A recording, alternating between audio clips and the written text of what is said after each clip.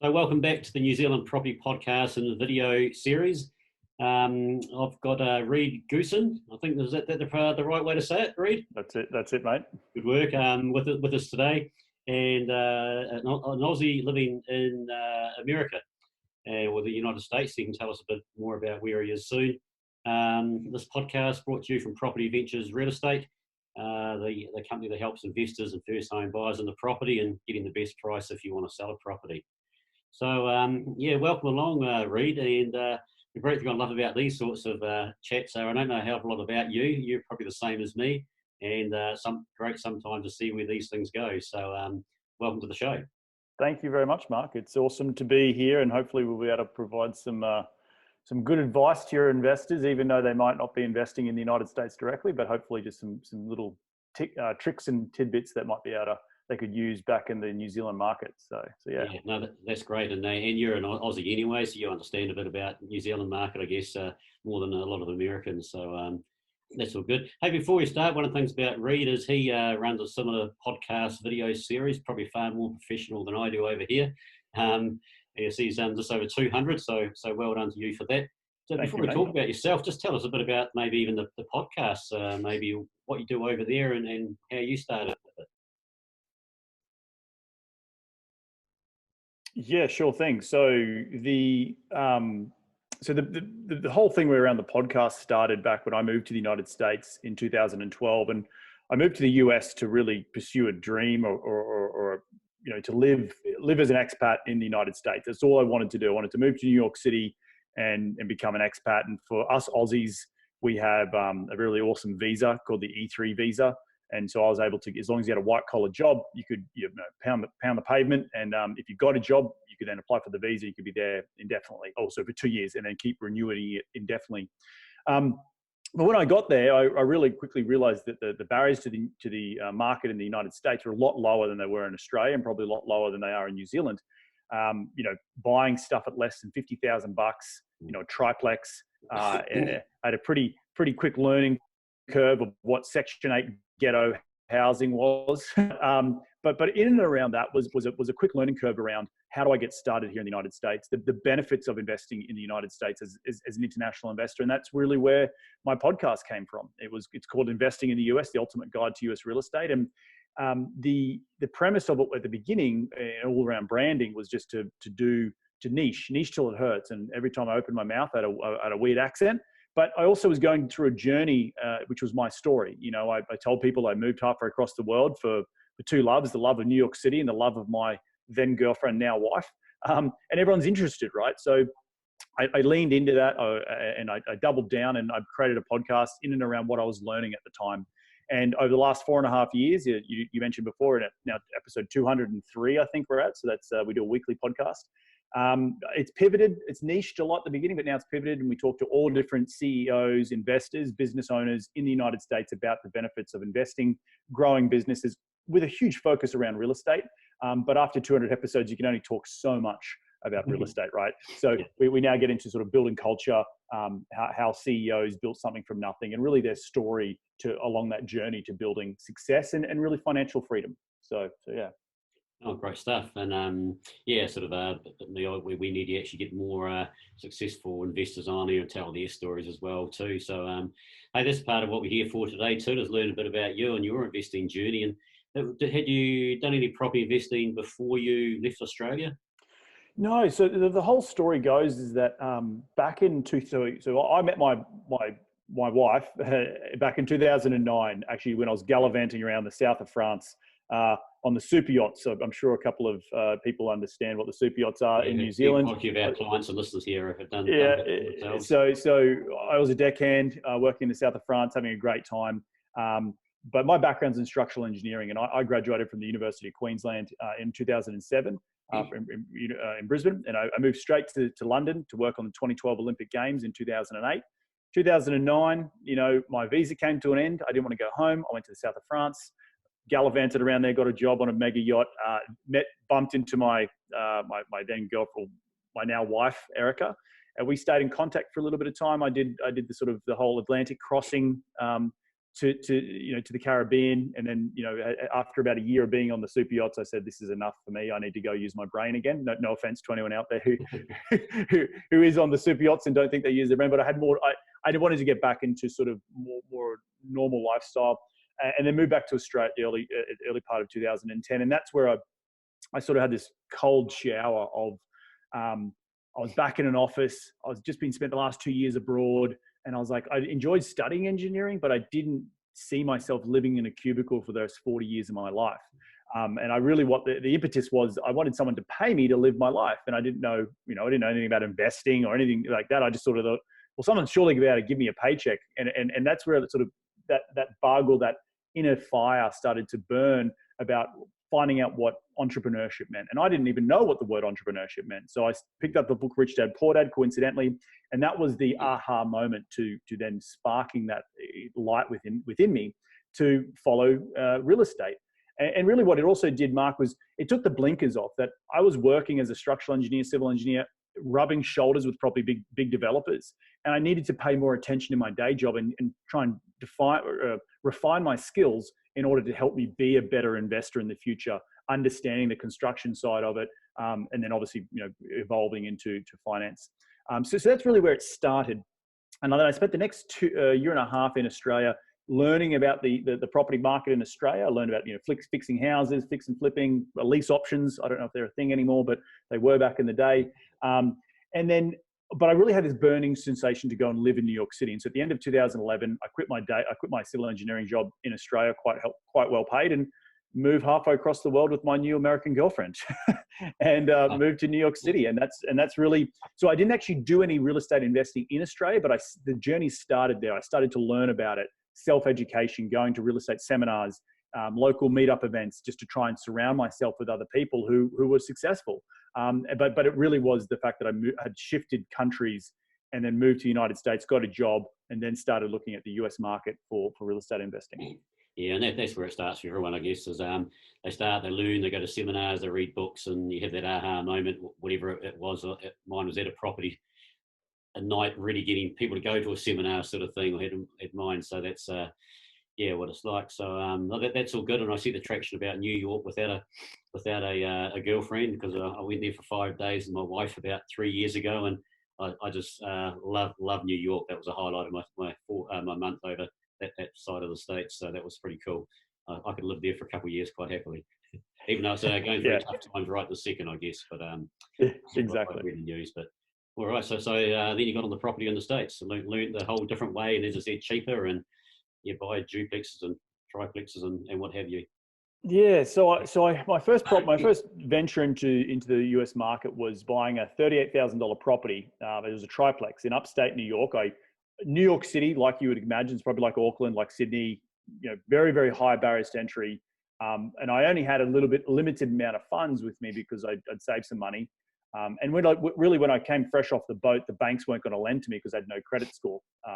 So really, I was just wanting to use my capital. At that point, I was self-educating for about 2 years at that point, and I really needed to get going because the old adage of, I always equate it to like working out, right? You can only read about working out so much before you got to step inside the bloody gym and get on the treadmill, right?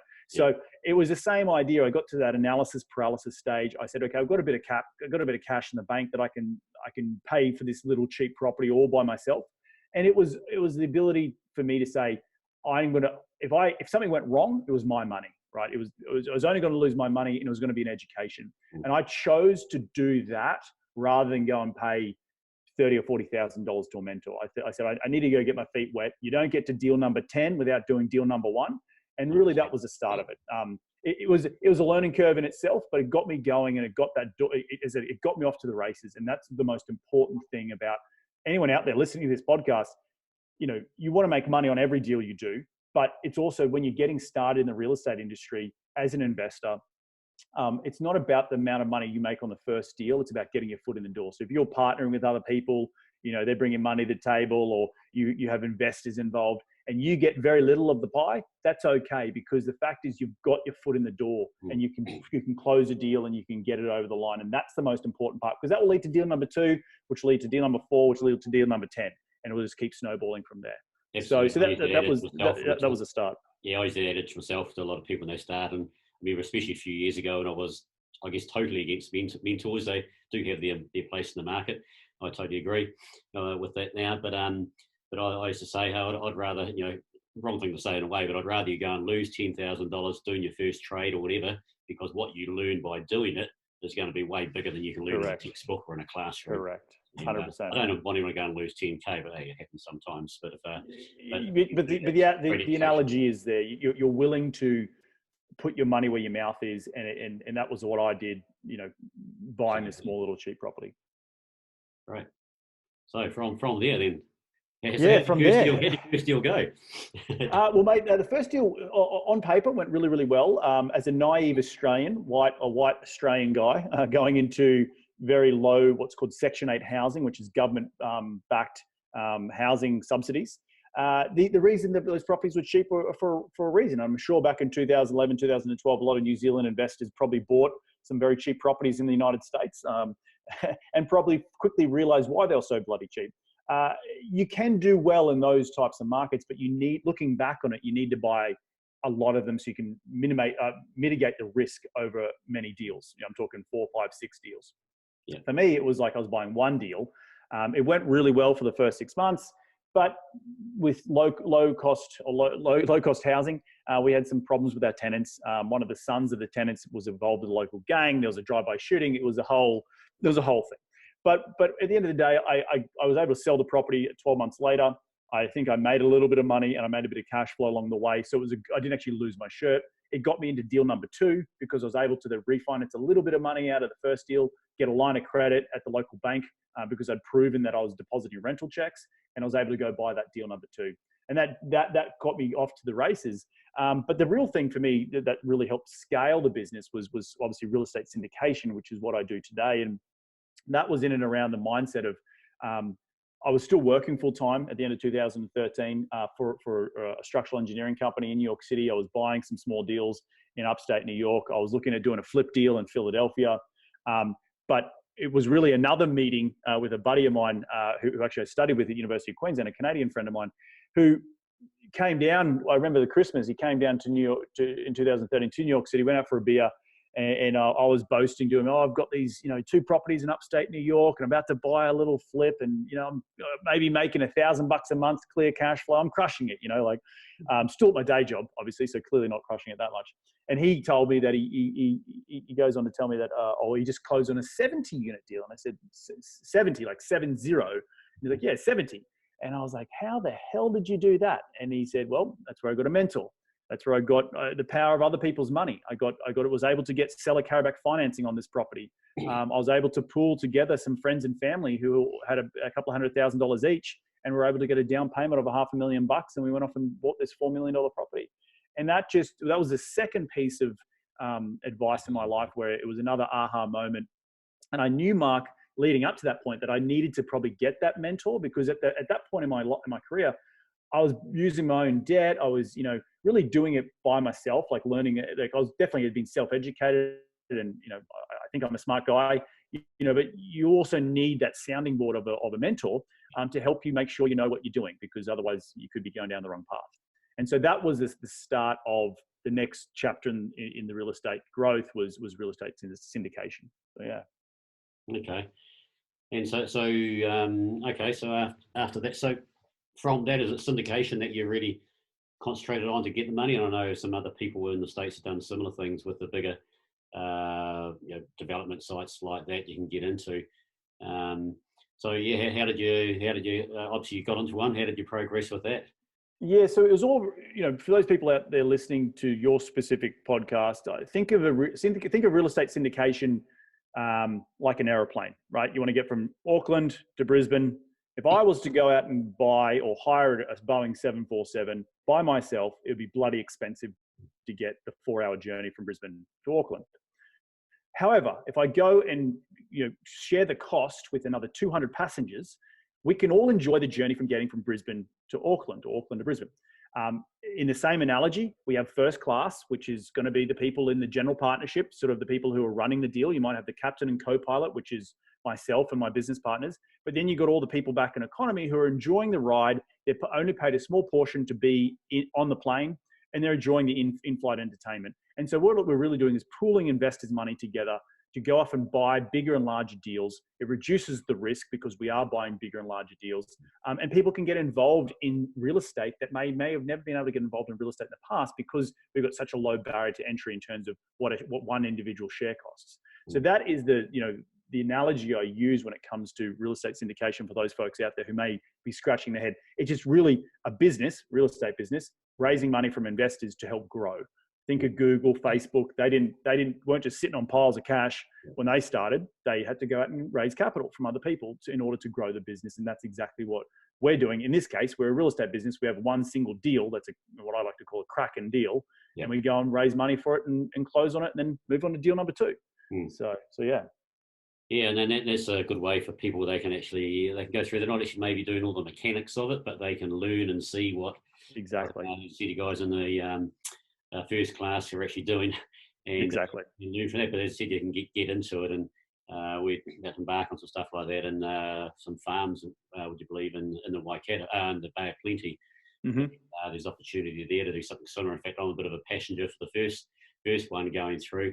But we're lucky enough. I'm going to have as much good end result, or drinking the champagne as a person in the first class, which is quite nice.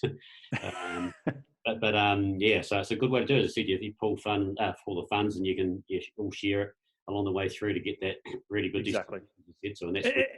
And it's a win-win situation, right? It's a win for the business because the real estate business might not have necessarily all the equity. They're not sitting just on a ton of money, right?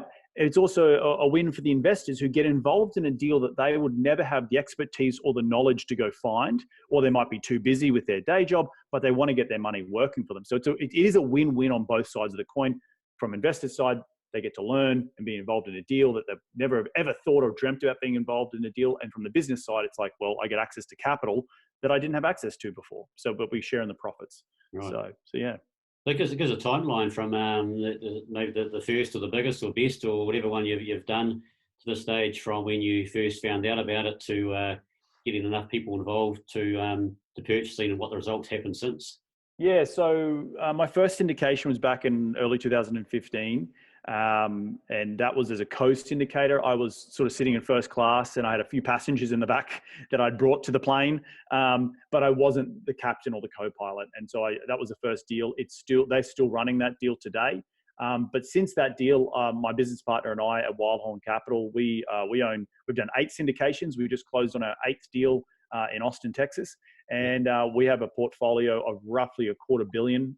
That's the value of the entire portfolio, about 1,900 units in the Austin and San Antonio area in Texas. So yeah, that's really from 2015 to now. But obviously the journey started way before that, and learning along the way, doing little deals, graduating to bigger and bigger deals, talking to different folks, surrounding myself with mentors, people who I aspire to be, and that slowly grows. And I tell people all the time that I picked up the book Rich Dad Poor Dad back in 2009. We're now sitting in 2020. It can take a decade to achieve financial freedom. It can take a decade to achieve the goals that you want to achieve in your financial future.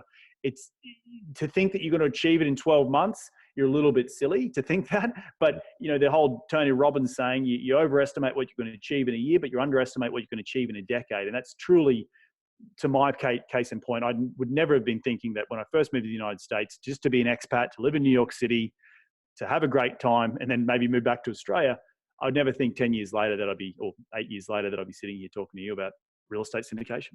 So, yeah. That's a pretty cool thing. And you just have to go through that journey. I 100% agree with everything you just said then. And you just got to go through that journey, and you can't just leap straight into what you dream of wanting to do.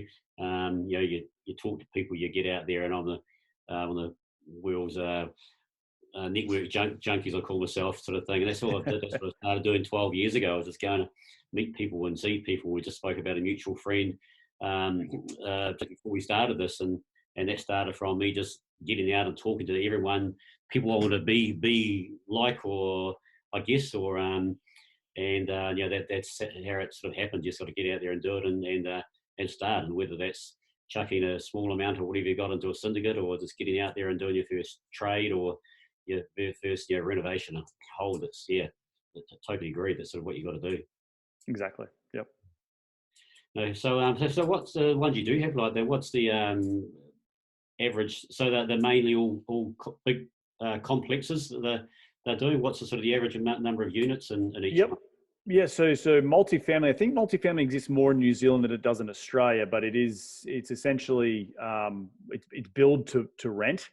So these assets are typically built in the 1980s, 1990s. Yeah. We bought from anywhere from 190 to we just closed one that was 350 units in one complex. Right. It's 10, 12, 15 acres, and one entity will own that entire property, and then investors will buy shares into that entity, and we get to then share along the profits along the way. So anywhere from typically $16 to $40 million types of purchase prices, and we'll go syndicate probably 20 or 30% of that as a down payment. And then we'll get bank financing on the rest of it. So that's typically how we go and structure those deals. And you build them themselves from scratch, or you buy them? No, these are existing assets that we go in and you have to understand more from so if you think of a business is valued on NOI, net operating income. If we can take a net operating income of an existing asset from point A to point B by going in and doing, we look at making sure that the apartments or the units, they're being rented at under market value. So if we can go in and give them, a renovation, putting new flooring, new paint, new stainless steel, appliances, granite countertops, and we can increase the rent $150 a month, and you're doing that over 100 units, well, you're increasing that net operating income, right? And if you divide that the increase by market cap rate, a capitalization rate, then you're forcing the value of the asset. It's a similar way of how you value businesses. And that's why I say in Australia, multifamily doesn't exist like that, because here in the United States, we have lenders who look at that and say, okay, I'm going to finance the entire thing based on this future NOI. And unlike in Australia, where they do the condo market, where it's a build to sell model, not a build to hold, not a build to rent model. Yeah. So, but we go in there and shift the NOI. We want to see so we'll kick out all the bad tenants. The first couple of years is a little bit, rocky, but then once we get to cruising altitude, we've probably done between 70 or 80% of the units. We're completely renovated. We upgrade the leasing center, we upgrade the amenities, and we try and we rebrand the property. We put in better property management. So different systems in place in order to force that net operating income to increase that over a period of 2 to 3 years. So, we're doing a very similar thing with, as I said, some farmland in the Bay of Plenty at the moment. Right. The context for it, they know exactly what it costs to chuck like kiwi fruit gold or kiwi fruit green or whatever in there, sort of thing, or dairy, and it's just buying a block of land at this sort of price. Again, you increase your revenue by what you put on it. It's not exactly. You're not just chucking a kitchen in there, but different sort of things. But at the end of the day, the income is going to then create is just increase that the value of the asset. Yes, which is great, because then you can go and buy the next one, and then the next one, then the next one. But that same syndicate sort of can. And that's the value of any business, right? So the whole thing of real estate is now you start seeing other opportunities in something like a farm or an existing business where you can go in and be more efficient with your marketing, be more efficient with your operations, and force the NOI. You're doing exactly the same thing as what I'm doing on my property. I just happen to have the benefit of that. It's a physical asset, right? It doesn't have, it's got tax depreciation benefits to it, which is what most Western country governments allow. Real estate investors, they get tax deferral because they own assets, because they depreciate over time. And so that is the benefits of investing in real estate. You can still have the same benefits of investing in a small business where you're doing the same thing. You're going in, you're creating revenue opportunities, you're adding value, and that in turn increases the revenue or the NOI, as we spoke about, and that in turn increases the value of that particular asset. So yeah. What about the investors you get on board? Do they obviously don't own any individual units? They just have a percentage of the overall. Correct. Thing. Yeah. So typically, do they just get a percentage, or they get some increase on the overall as well? I know yes, in the cattle class as such, been harsh here, but so how does it work for them? So typically, we'll have an entity that will buy the asset. So we'll call it ABC Smith Street entity, whatever the name of the entity is, whatever the name of the property is, and then investors will bring 100% of the equity to the table, but they will own 70% of the deal. And we as the GP will own 30% of the deal. they will get what's called a preferred return, which is really meaning the first X% of cash flow out of the deal will go straight to the investors. Anything over that is split 70-30. So typically in our deals, we do a 7% pref. So the first 7% of cash flow after you paid your expenses and your debt, the next 7% goes straight to the investors, and they get that throughout the hold. And then the rest is split 70-30. On the back end, when we sell, we split the profits 70-30 as well. We do have a waterfall structure, but we won't get into that complicated stuff right this second. But from a high level point of view, investors own 70% of the deal. We own 30% of the deal. Well, we own that 30% because we found the deal, we negotiated the deal, we underwrote the deal. We're the experts in the particular market class, and you get the benefits of investing alongside of us. But then investors bring 100% of the equity to the table, and they own 70% of the deal. So yeah. Right. Oh, that's fantastic. Any on the side, are you doing your own sort of things still over in New York or back home? Or no, here's it. Like, I'm so busy with the way I think about it is I'd rather own a little of a lot than a lot of nothing, right? Yeah. And so all my money, all my personal funds are in my own deals. I've got my self-directed super funds that are in other people's deals, and I just know what I'm building. I have equity in all my deals, so that's sort of my growth over time, and that's what my business is. So I'm directly invested in all my deals, and my investors want me to see that from me as an operator, as a sponsor, because they'll make sure that I've got skin in the game as well. So yeah. Yeah. Oh, great stuff. I sort of modelled my real estate company almost a bit like that. I mean, I could actually stop doing what I'm doing, work on my own for a real estate company, and earn probably more than I do at the moment with having that 18, 20 people working alongside me. But it's just a great thing to be able to share, I guess, what I do and teach it to other people when we all now working together, and we're I guess sharing the love as such. Where the agents are all doing, a lot of them doing really well themselves now, and then that's great, and that sort of helps me at the end of the day, I guess, with if I whatever happens, if I can't do anything for a while, like I had an operation a few years ago, it took me out of action for three months about 2.5 years ago, and life carried on, and the guys all did really well, and I did okay, which was pretty good. Right. Right. It's a similar sort of way with how I've done that as well, and it's that's great, good stuff. Yep. Exactly. Okay, just virus thing going on, COVID-19 around there. I guess you don't want to go walk out your street in New York, but what I'm seeing on TV at the moment. Well, I actually live in Los Angeles. Okay. So I live in LA. I've been living in LA since 2014. But yeah, look, COVID-19, it's here. It's weird.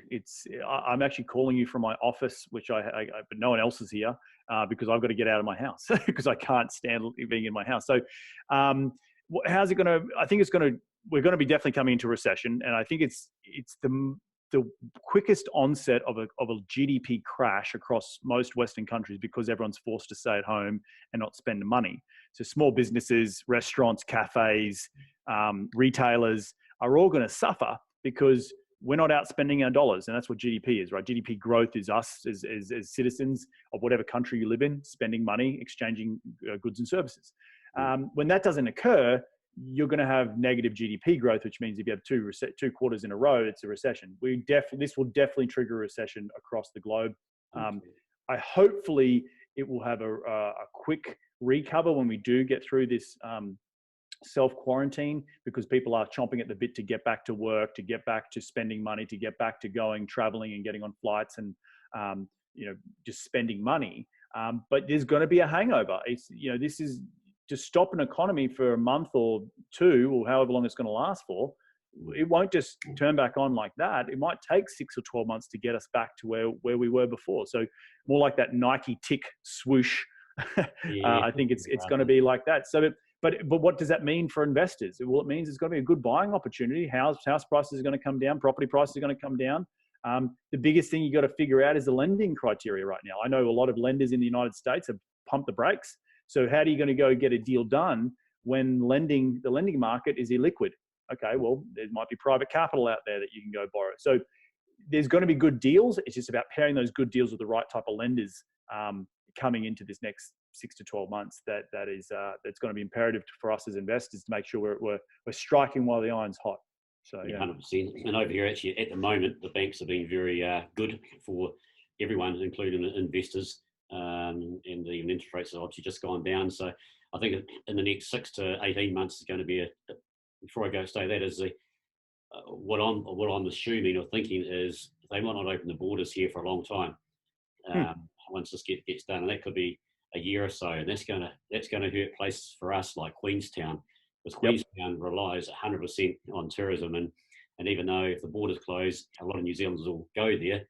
That's not even a tenth of, or probably less than that, of what will normally happen. So there's going to be some outstanding buyers there. So cash is going to be king in the next year and a half in New Zealand for investing, and the investors sitting there cashed up at the moment, boy, they're going to be able to buy some great bargains, particularly in places like Queenstown for us. I also want to say is don't get scared. Don't have the reptilian brain fear everyone from not taking action right now. Be educated, must be educated on what the risks are, but don't be scared into inaction. And that's probably my biggest message for people listening to this show, is that there will be opportunities out there, but don't be listening to your next door neighbor's cousin about your financial future. Make sure you're educating yourself and surrounding yourself and listening to people who actually know what they're doing and seeing the opportunities and understanding what those opportunities are. Don't be scared to do nothing, I think is also, because we are in that sort of fear mentality right now, and I call it fear porn, which is people watching the news, that cycle of just fear. You've got to kind of sort of break out of that a little bit and make sure you're obviously taking care of your health first and foremost, and other people's health, but making sure your financial health is also in the same situation as what you are in.